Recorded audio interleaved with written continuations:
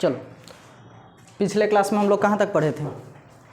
पिछले क्लास में हम लोग पढ़े थे reporting speech, reporting verb, reported speech, verb of the reported speech, इतना पढ़ लिए थे। अब आज हम लोग पढ़ेंगे how to recognise direct speech, क्योंकि नरेशन में जो है पढ़ना है क्या, डायरेक्ट स्पीच और इनडायरेक्ट स्पीच। तो डायरेक्ट से इनडायरेक्ट में चेंज करना या फिर इनडायरेक्ट से डायरेक्ट में चेंज करना। तो सबसे पहले पहचानना होगा कि डायरेक्ट स्पीच किस प्रकार का होता है। डायरेक्ट स्पीच किस प्रकार का होता है, तो कैसे पहचानेंगे कि दिया गया जो सेंटेंस है वो डायरेक्ट स्पीच का है। तो इसका देखो, यदि रिपोर्टिंग वर्ब क्या रहेगा, तो से, सेज, सेड, से, सेज, सेड के बाद ऑब्जेक्ट आए। यदि रिपोर्टिंग वर्ब से, सेज या सेड के बाद ऑब्जेक्ट आ जाए तो रिपोर्टिंग वर्ब और ऑब्जेक्ट के बीच में टू का यूज होगा। क्या होगा? टू का यूज। जैसे पहले तो सबसे पहले क्या रहेगा, सब्जेक्ट, सब्जेक्ट हो गया ही सेज मी, लेकिन यहाँ जब ऑब्जेक्ट आ गया तो बीच में क्या लग जाएगा, टू। रिपोर्टिंग वर्ब सेज है, अब इसके बाद यदि ऑब्जेक्ट आता है तो बीच में क्या लगेगा, टू। रिपोर्टिंग स्पीच, अब ये तो रिपोर्टिंग स्पीच बन गया, तो इसके बाद क्या यूज होगा, कॉमा।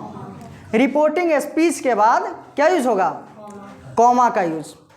वक्ता की कथन, जो वक्ता बात बोलता है उसकी बात को कहाँ रखते हैं, इन्वर्टेड कमा के अंदर। इन्वर्टेड कमा यहाँ से स्टार्ट करेंगे। और जैसे देखो क्या हो जाएगा, he says to me I am your friend, I am your friend. तो यदि रिपोर्टिंग वर्ब के बाद ऑब्जेक्ट आता है तो बीच में रिपोर्टिंग वर्ब, ये हो गया क्या, रिपोर्टिंग वर्ब, और ये हो गया ऑब्जेक्ट, तो इसके बीच में क्या लगेगा, टू का यूज होगा। अब ये जो हो गया क्या हो गया, रिपोर्टिंग स्पीच, तो रिपोर्टिंग स्पीच के बाद क्या लग जाएगा, कॉमा लग जाएगा, कॉमा का यूज होगा, उसके बाद इन्वर्टेड कॉमा। और वक्ता जो बात बोलता है, स्पीकर जो स्टेटमेंट देता है, उस स्टेटमेंट को कहाँ रखते हैं, इन्वर्टेड कॉमा के अंदर। अब इन्वर्टेड कॉमा के अंदर वाला जो सेंटेंस शुरू होगा वो हमेशा किस लेटर से, कैपिटल लेटर से, यानी ABCD का बड़ा लेटर से स्टार्ट होगा। इतना ध्यान रखना है, कभी भी स्मॉल लेटर से स्टार्ट नहीं होगा। वक्ता जो बात बोलेगा, स्पीकर जो बोलेगा, उसकी बात जो कहाँ रखेंगे, उसकी बात को कहाँ रखेंगे, इन्वर्टेड कॉमा के अंदर, और कैपिटल लेटर से स्टार्ट होगा।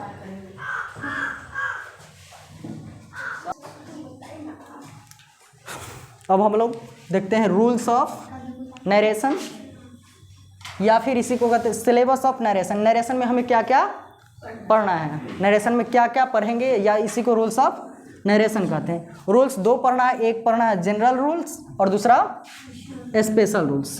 तो जनरल रूल्स में क्या क्या पढ़ना है, जनरल रूल्स में हम लोग क्या क्या पढ़ेंगे और स्पेशल रूल में क्या क्या पढ़ेंगे। तो सबसे पहले देखते हैं जनरल रूल में क्या पढ़ना है। जनरल रूल्स में क्या पढ़ना है, तो पहला जो है पढ़ना वो है change of person. Change of person, person को चेंज करना सीखेंगे, किस प्रकार से चेंज होगा। दूसरा है चेंज ऑफ टेंस, टेंस पढ़े हो, टेंस पढ़े हो ना, तो टेंस 12 के 12 पढ़े हो, तो कौन सा टेंस किस टेंस में चेंज होगा, इसको सीखना है। उसके बाद है change of other parts of speech, अन्य, जैसे दिस है तो दैट में चेंज होगा, दीज है तो दोज में चेंज होगा, ये इसको कहते हैं other parts of speech, change of other parts of speech. और उसके बाद पढ़ेंगे एक्सेप्शन, उसके बाद बच जाएगा तो एक्सेप्शन पढ़ेंगे। अब स्पेशल रूल्स में क्या क्या पढ़ना है, स्पेशल में पढ़ना है द इंट्रोगेटिव सेंटेंस। इंटरोगेटिव मतलब स्ट्रक्चर, 6 स्ट्रक्चर बनाना बताए हैं, 6 बनाना बताए हैं, तो स्ट्रक्चर नंबर 3 से लेकर स्ट्रक्चर नंबर 6 तक, इसको क्या कहते हैं, इंटरोगेटिव सेंटेंस। यानी जो पहला होता है, तीसरा स्ट्रक्चर सिंपल इंटरोगेटिव, दूसरा इंटरोगेटिव नेगेटिव, पांचवा जो होता है, तीसरा, चौथा, पांचवा, छठा इंटरोगेटिव होता है, तो तीसरा को सिंपल इंटरोगेटिव, चौथा को कहते हैं इंटरोगेटिव नेगेटिव, पांचवा को कहते हैं WH इंटरोगेटिव, और छठा को कहते हैं WH interrogative negative. Rule structure number 1 और 2 जो होता है पॉजिटिव और दूसरा नेगेटिव। तो इंटरोगेटिव सेंटेंस, उसके बाद द इम्पेरेटिव सेंटेंस उसके बाद है दी ऑप्टेटिव सेंटेंस, और चौथा जो पढ़ना है स्पेशल में वो है दी एक्सक्लामेटरी सेंटेंस। इतना हम लोगों को पढ़ना है, तो एक एक करके हम लोग पढ़ेंगे। पहले सबसे पहले स्टार्ट करेंगे कहाँ से? चेंज ऑफ पर्सन से स्टार्ट करेंगे।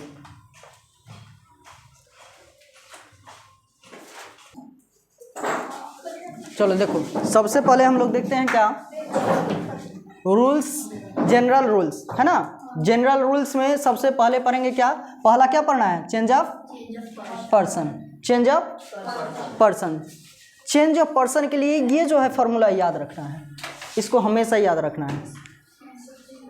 क्या है? 1 2 3 यानी 123।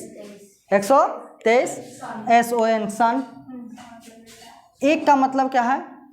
First person. एक लिखें, इसका मतलब क्या है?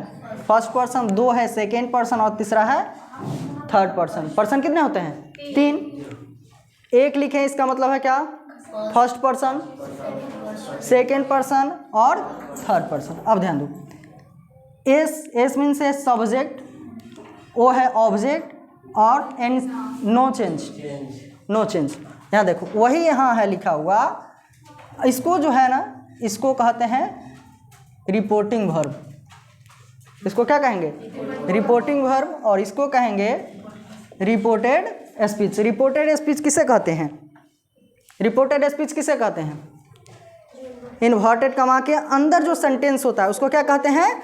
रिपोर्टेड स्पीच कहते हैं। तो रिपोर्टेड स्पीच का फर्स्ट पर्सन, रिपोर्टेड स्पीच का फर्स्ट पर्सन रिपोर्टिंग वर्ब के सब्जेक्ट के अनुसार चेंज कर दिया जाता है।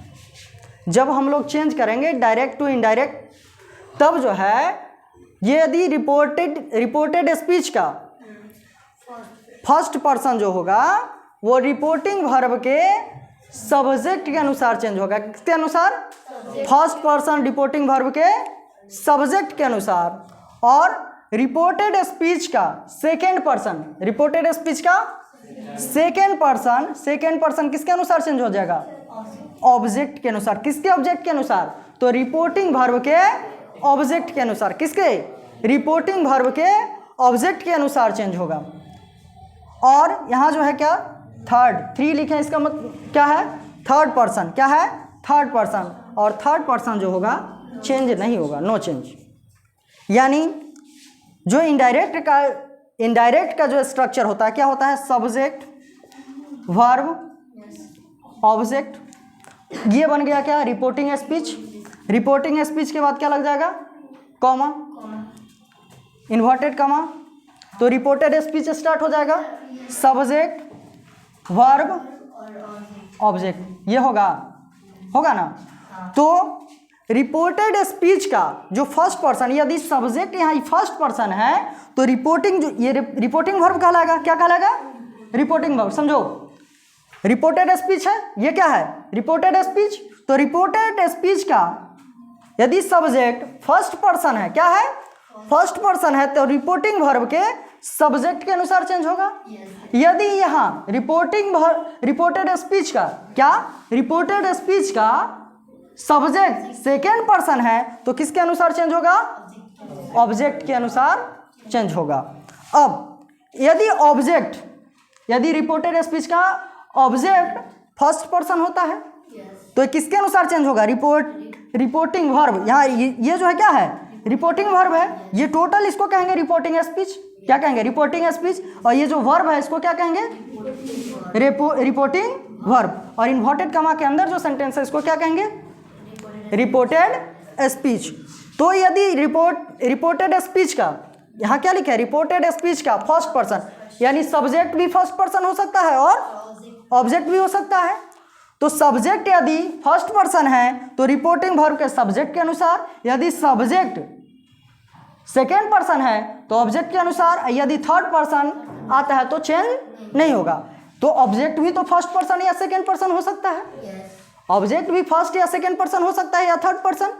यदि रिपोर्टेड स्पीच का ऑब्जेक्ट भी फर्स्ट पर्सन होता है तो रिपोर्टिंग वर्ब के सब्जेक्ट के अनुसार, फर्स्ट पर्सन होता है तो रिपोर्टिंग वर्ब के सब्जेक्ट के अनुसार चेंज होगा। यदि ऑब्जेक्ट भी सेकेंड पर्सन होता है तो रिपोर्टिंग वर्ब के ऑब्जेक्ट के अनुसार, किसके अनुसार? ऑब्जेक्ट के अनुसार, और यदि थर्ड पर्सन आता है तो चेंज नहीं होगा। ये हो गया क्या, डायरेक्ट स्पीच का स्ट्रक्चर है। और डायरेक्ट स्पीच का स्ट्रक्चर इस प्रकार से भी हो सकता है, सब्जेक्ट वर्ब और रिपोर्टेड स्पीच स्टार्ट हो जाएगा, सब्जेक्ट वर्ब ऑब्जेक्ट। ये जो है यहाँ ऑब्जेक्ट नहीं भी हो सकता है ना। फिर भी यहाँ यदि ऑब्जेक्ट ना होता है तो हम लोग जो है क्या मान लेते हैं, ऑब्जेक्ट में क्या मान लेंगे, मी हो सकता है। क्या हो सकता है, मी हो सकता है। मी के बाद क्या हो सकता है, यू हो सकता है, अस हो सकता है, देम हो सकता है, हिम हो सकता है, हर हो सकता है ना। तो इसको हम लोग फिर डिटेल में पढ़ेंगे, जब चेंज करेंगे तो उस समय जो हम लोग डिटेल में करके समझेंगे इसको। तो इस प्रकार से ये जो है इन डायरेक्ट स्पीच का जो है स्ट्रक्चर हो सकता है, यानी सब्जेक्ट वर्ब ऑब्जेक्ट भी हो सकता है। और कभी कभी क्या होता है कि सब्जेक्ट वर्ब रिपोर्टिंग वर्ब तो रहता है लेकिन ऑब्जेक्ट नहीं रहता है।